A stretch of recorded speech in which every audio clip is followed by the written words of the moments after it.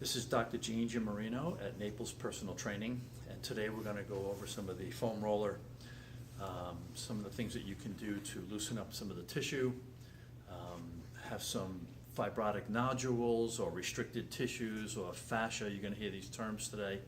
What we'll do is go over a sequence that I like, going from the head and neck and finishing down by the Achilles tendons and your calf muscles and hamstrings. So from that point, what we'll do is demonstrate some techniques, and I'll go over each of the sequences starting at the neck and why we do them and what the value is. Pre-performance, you may want to select a few of these foam rolling sequences that benefit you the most. I'm going to show you working from the neck to the thoracic spine to the pelvis and working our way down a sequence that I like. And in the first one, in the cervical spine, is you're lying down on your back, your knees are comfortable, your heels are lined up with your pelvis. The back of your neck is resting on the foam roller, and there's a little ridge in the back of the neck. It's called the occipital ridge. That should be resting firmly on the foam roller. One of the first moves that you can do is just to kind of look over your right ear to start. And you'll notice how slow and methodical that is. And then rolling back to the neutral position, and then rolling to the left side. So one of the cues you can use is to look over your ear or look down the length of the foam roller. The common fault is to drop the chin down. So if you were to drop your chin down and then turn, that would be the common fault because you've added a combined motion. This is a pure rotation motion, relieving some of the stress on the back of that occipital ridge where a lot of your back extensors come from. And this can be done 8 to 10 times. I mean, if you feel 5 is good, then 5 is good. But it should be done very slow and not too fast. The second exercise is nodding, where you would look up to the ceiling. You'll notice how the roller comes in, and then as you bring the chin down to your chest, the foam roller will move away. You'll feel a stretch right down the back of the neck, from that occipital ridge down to about the top of your shoulder blades. And again, you can hold this position for 3 to 5 seconds, and then you can do maybe 8 to 10 of those, each one at the bottom phase. The common fault is to drop the jaw. So if you put the tongue against the roof of your mouth, it eliminates you opening and closing your mouth. Great way to start your exercise program. So the next phase is now to work down between the shoulder blades and the thoracic spine, which has a huge correlation to any of your neck motions. So what we're going to do is try to go along that vertebral column, and you're going to have some that are a little bit more painful. Just be careful of those. And one of the precautions obviously is osteoporosis, osteopenia. So if you have pain with any of these, you should stop. However, if you're able to do this, it's really, you're going to hear some adjustments and cracks and noises.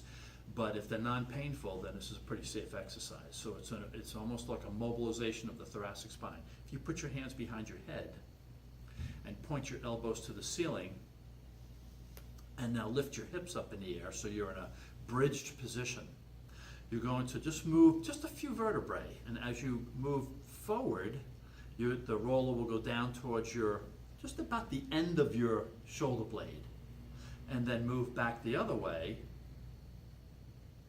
And what you're really doing is discovering some of those vertebrae they move beautifully, or some have a restricted pattern to them. You'll find it, I promise you. So if you go along that ridge, maintaining your pelvis level, there's going to be 1 or 2 that feel a little restricted. So if you stopped at that point and say, boy, that's the one that really feels a little bit restricted, you can simply stay here, but just drop your hips down and bring your hips back up. And this kind of little oscillation that you're doing will unhinge, hopefully, that vertebrae. And you do about maybe 5 to 7 of those. And what you're doing is mobilizing that vertebrae. However, you must stop if you have pain or discomfort, or any history where you've had recent surgeries or osteoporosis. and you're not supposed to be doing this kind of work. Part of the thoracic spine and part of the problems with tightness of the latissimus dorsi muscle, the big lat muscles, and the serratus anterior muscles are people who have difficulty raising their hands over their head. Some of these muscles are tight on the side. Another way of mobilizing and stretching these tissues is to use the foam roller by simply rolling to the right and then extending that right arm out a little bit. Use the left hand down on the ground as a balance point, and by rolling right on the side of that scapula or your shoulder blade, you'll feel it right near your armpit. This is not a comfortable feeling. If you're able to do this, this really helps in releasing some of those tight tissues that are quite noticeable when you raise your hands over your head. And obviously you would do both sides. Obviously older rib injuries, osteoporosis, any thoracic type surgery within the last few months, any of these things would be contraindicated, and pain is your modulator. That is the main focus, is pain, you stop.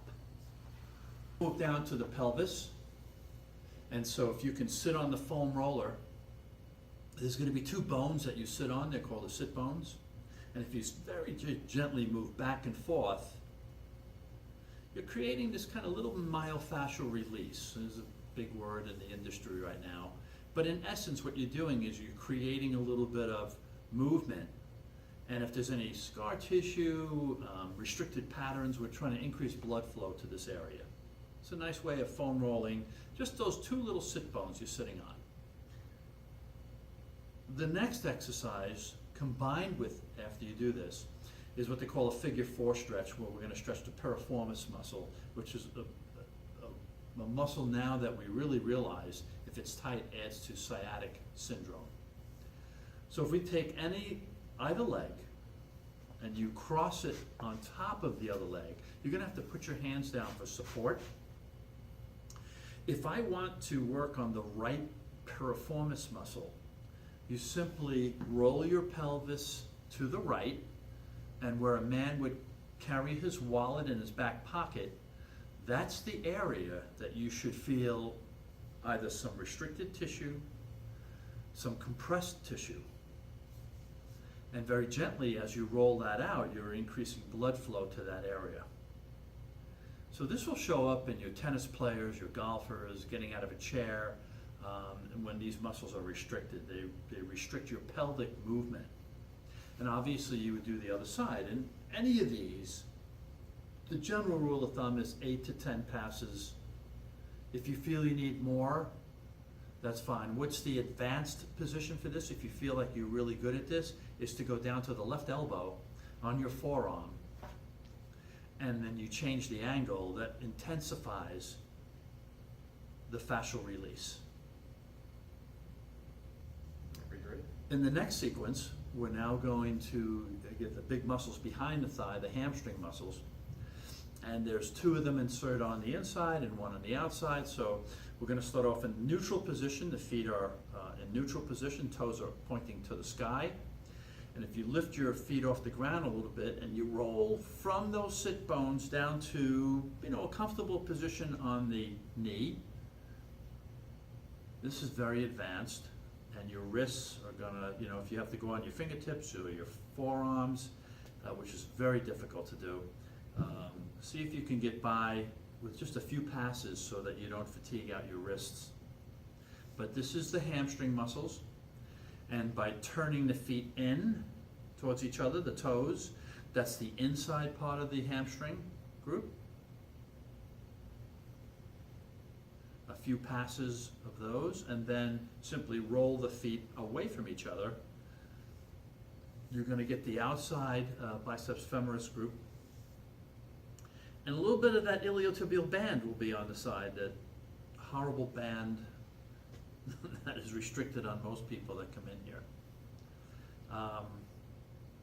Again, 8 to 10 passes, neutral, feet, toes towards each other, feet away from each other. In following the sequence, we're going to go down now to the calf group. So the foam roller should be at the midpoint of your calf muscle. So we're going to roll this down. And just get a feel for that. Again, here we go with the wrists, which can fatigue out pretty quickly.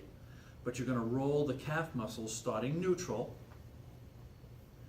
Now this is what they call a bipennate muscle, and it has two directions. So if you roll your feet out, you'll get the outside calf muscle, lateral gastroc, and the medial or inside part is used by just putting your toes towards each other. Again, 8 to 10 passes. This is pretty painful to most people. To intensify it, you would cross the right over the left and all your body weight's on one side. And this you get Marine, Navy SEAL points because this is really difficult. Again, you can work the outside and the inside. It's very painful and tough on the wrists a little bit as well. So to follow up on the hip area, to get more specific, that most people complain of is this band of tissue on the side. So if you simply put the foam roller right by your hip joint, and if you roll that way first, let's go. If you cross this leg in front, it takes some pressure off that hip. Again, the difficulty part is the wrist. So if your wrist bothers you, go down to your forearm, and now there you go. Your hand on your hip gives you the best posture, but if you need to balance, that's fine too. But now you have alignment here. And again, roll up and down the leg. You're going to find a spot in the middle of the leg that is extremely painful. I wouldn't spend a lot of time on that spot. I try to go below that spot and above that spot in the beginning until you really get proficient at this exercise. There's 3 different positions. If you quarter turn your body down to the ground now, you'll get front part of that leg. Neutral would be you stack your hips and you're aligned. No, that's fine. You just keep them the other way. Good. Stacking the hips means to put them right on top of each other. Go ahead and roll there again, and keeping that leg in alignment with your body. Good. And then the last position is to kind of roll your top back as if you were going to look to the ceiling, and you'll get the back corner of that hip a little bit. That's the 3 different positions for the iliotibial band, the tensor fascial outer, a few of the muscles that come into the front of that and side of the hip.